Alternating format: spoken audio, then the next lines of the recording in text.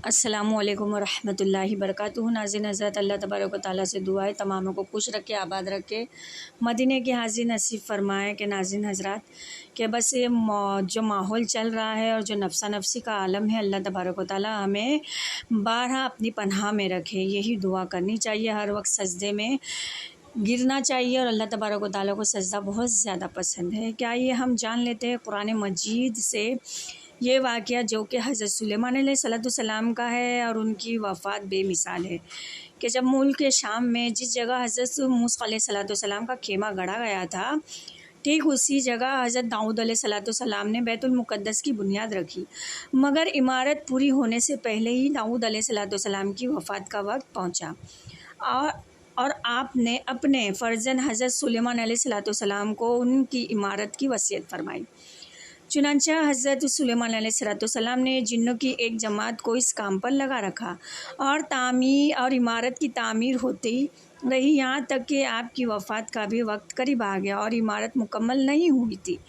آپ نے یہ دعا فرمائی کہ الہی میری موت کے وقت جنوں کی جماعت پر ظاہر نہ ہونے دینا، تاکہ وہ برابر عمارت کی تعمیل میں مصروف رہے، یعنی عمارت برابر قائم ہوتی رہے، اور ان سبوں کو جو علم غیب کا دعویٰ ہے وہ بھی باطل ٹھہرایا جائے۔ یہ دعا مانگ کر آپ اپنے محراب میں داخل ہو گئے اور اپنی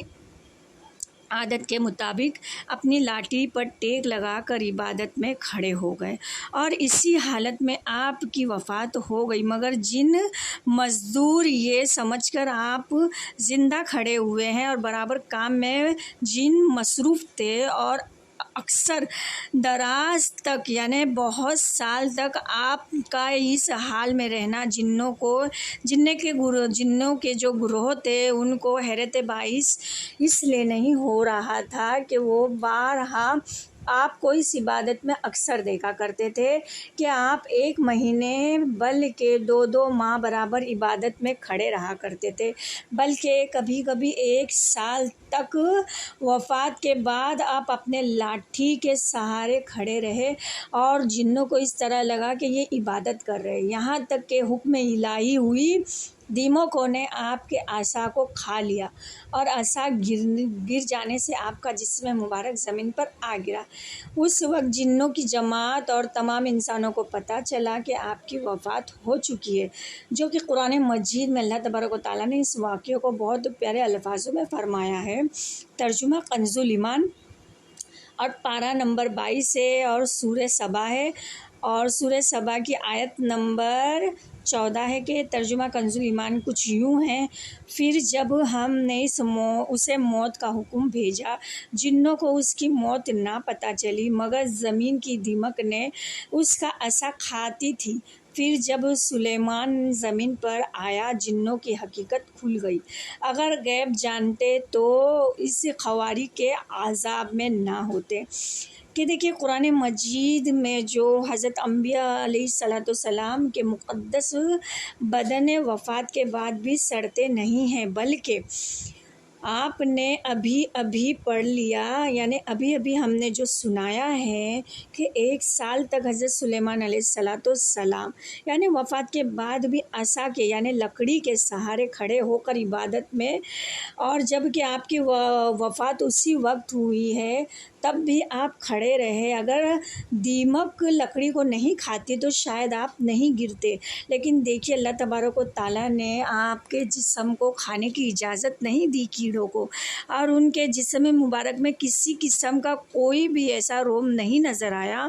یہاں تک کہ تمام انبیاء کرام کا ان کے قبروں میں یہی حال ہے کہ ان کے بدن کو مٹی کھا نہیں سکتی۔ چنانچہ حدیث شریف میں سے بھی یہی ثابت ہے، جو کہ ابن ماجہ کی روایت میں ہے کہ بے شک اللہ نے زمین پر حرام فرما دیا ہے کہ وہ انبیاء جسموں کو نہیں کھائے، یعنی انبیاء کے جسموں کو نہیں کھائے، لہٰذا اللہ کے نبی زندہ ہے اور ان کو روزی بھی دی جاتی ہے۔ سبحان اللہ، کہ کیا خوب شان ہے، اور وہ قبروں میں زندہ ہے اور اللہ تبارک و تعالیٰ ان کو روزی بھی عطا فرماتا ہے، اور یہ حدیث صحیح ہے۔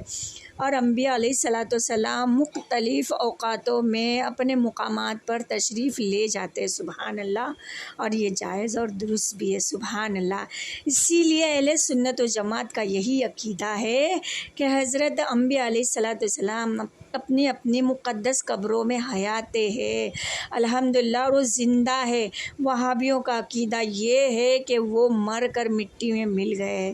اسی لیے یہ گستاخی فرقہ انبیاء اکرام کے قبروں کو مٹی کا ڈھیر کہتے ہیں۔ ان مقدس قبروں کی توہین اور ان کی ناگواری کرنا کفر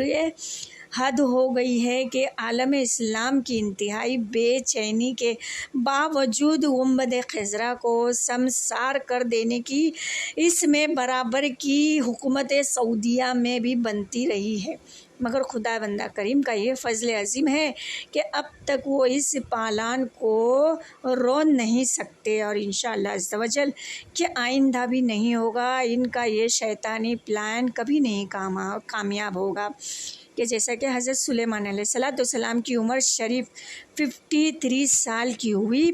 13 برس کی عمر میں آپ کو بادشاہ ملی اور 40 برس تک آپ تخت سلطنت پر جلوہ کرتے، اور آپ کا مزار مقدس بیت المقدس میں ہے، سبحان اللہ۔ اللہ تبارک و تعالیٰ کی شان ہے کہ اللہ تبارک و تعالیٰ ہمیں قرآن مجید پڑھنے سے زیادہ اس پر عمل کرنے والا بنائے۔ کہ ناظرین حضرات، ہمارے یوٹیوب چینل کو سبسکرائب کیجئے، لائک کیجئے، شیئر کیجئے، جہاں تک ہے علم دین سیکھیے، اسے غور سے سنیے، اور قرآن مجید کا آپ مطالعہ بھی کیجئے۔ اگر ہم